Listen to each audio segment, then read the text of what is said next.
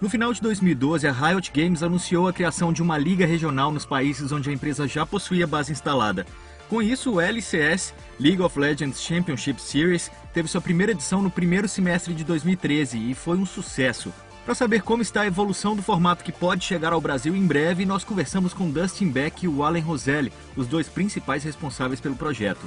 I mean, I think this is something that's been sort of like a seed for a lot of esports fans that have been at Riot even before Dustin and I joined the company. It's always been kind of a dream, but I think it really began to take shape in the middle of last year when the team really got going, and we asked ourselves, hey, our fans are telling us that they want more esports and they want a good esports experience. So how can we deliver that to them?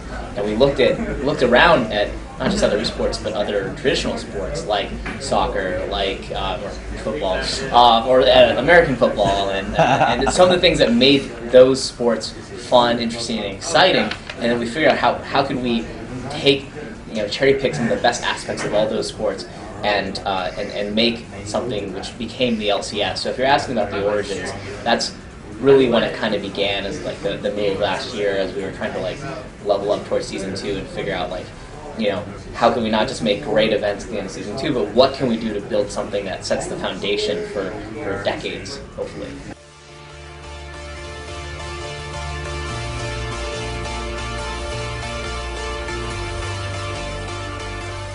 So far we've been really excited with the results of the LCS. I think this is really the first time that that an eSport organizer has put together a cohesive and coherent structure that fans can expect, kind of standard viewing times for all the matches. It provides the stability and the kind of professional accessibility that allows pros to approach this as a career path, right? And that's been a missing element. And so I think the initial reaction thus far has been really positive, but we are focused on what we can do better, and I think there's a lot of things that we're going to be tweaking, both in kind of our next LCS split that actually starts tomorrow, as well as some lessons learned for 2014 that we're focused on. But again, the viewership numbers have been consistently very strong and kind of overwhelming. We didn't even expect to have as many fans as we have right now, and that's been cool. And then there's been a lot of storylines that have come out of it that draw a lot of parallels to any other sport now. There's rivalries ensuing. There's these kind of polarizing figures in both regions that people either love to love or they love to hate, and that's exciting too. So what we're looking to do is really create a real sport out of this, and I think we're starting to see some early traction on that side.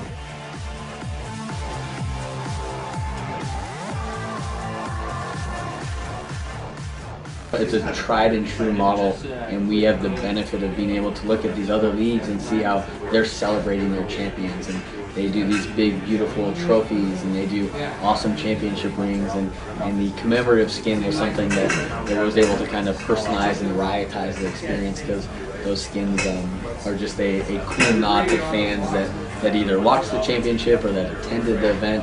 And this is another way for them to kind of get involved with esports by playing one of the skins that they got to see a Stanley take part of at the World Championship. So that was a cool idea by kind of our content team that wanted to immortalize these guys forever within the game.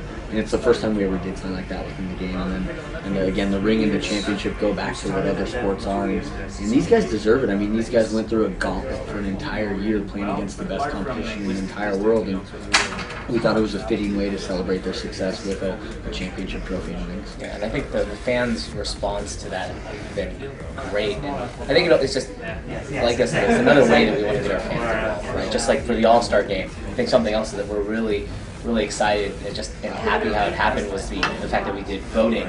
So the fans voted for their favorite players to get in, and it's just another way we want to connect the esports fans with the pros through things like these video features, through the LCS, through fan voting, and through these awesome and like aspirational rings.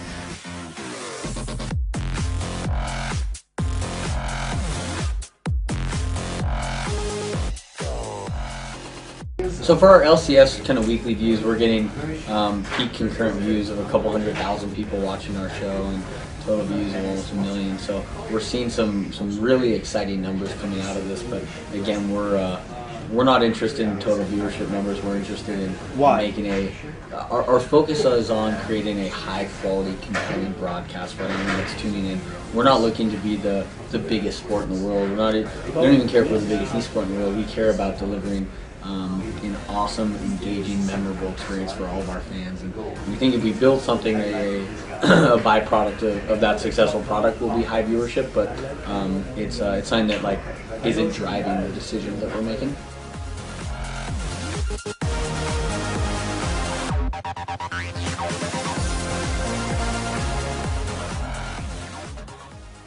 I think League has the benefit of being designed as an esport. When the game was being originally concept back in the day, like they designed it to be an actual sport.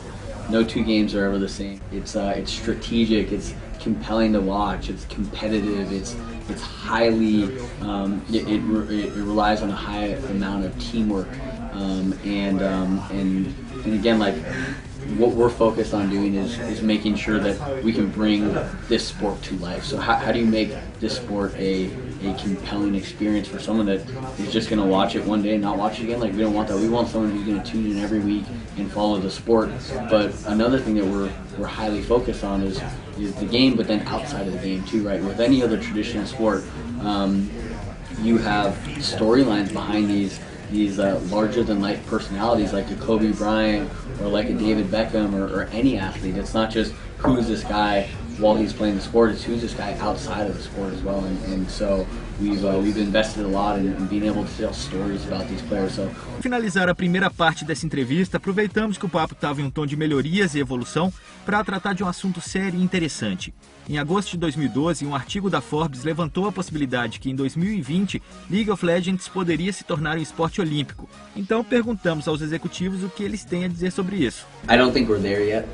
I think there's still a lot of infrastructure and foundation that needs to be laid for this to be a kind of compelling sport that has the same kind of integrity and structure that other sports do. They all have a lot more years under their belt than League of Legends has as an esport, but I wouldn't be surprised to see it in the next couple Olympics if it pops up.